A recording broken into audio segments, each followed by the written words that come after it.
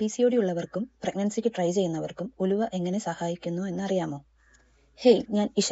Welcome to bum diaries. Yes, ഉലുവ ശരിക്കും ഒരു നാച്ചുറൽ റെമഡി തന്നെയാണ്.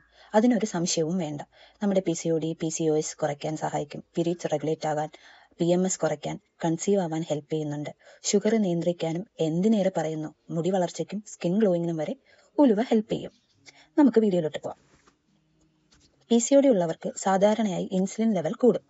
ഉലുവ ഇൻസുലിൻ നിയന്ത്രിക്കാൻ സഹായിക്കുന്നു. ഇത് ഹോർമോൺ ബാലൻസ് മെച്ചപ്പെടുത്തുന്നു. അതുകൊണ്ട് തന്നെ പീരീഡ്സ് റെഗുലർ ആകാനും ഓവുലേഷൻ കറക്റ്റായി നടക്കാനും ഉലുവയുടെ ഉപയോഗം വളരെയധികം സഹായിക്കും.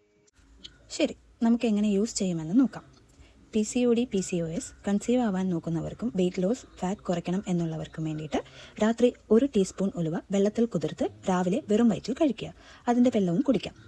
തുടർച്ചയായി കുറഞ്ഞത് 2 മാസമെങ്കിലും എടുക്കാൻ ശ്രമിക്കുക.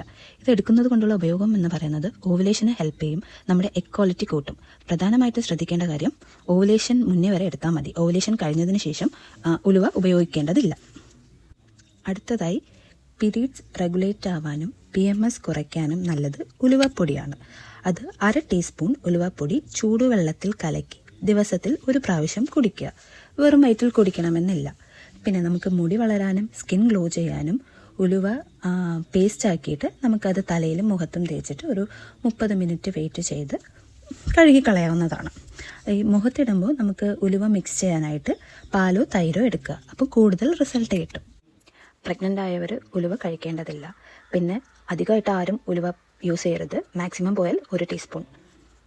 ടാബ്ലറ്റ് കഴിക്കുന്നവർ ഡോക്ടറിൻ്റെ അടുത്ത് ചോദിച്ചിട്ട് മാത്രം കഴിക്കുക.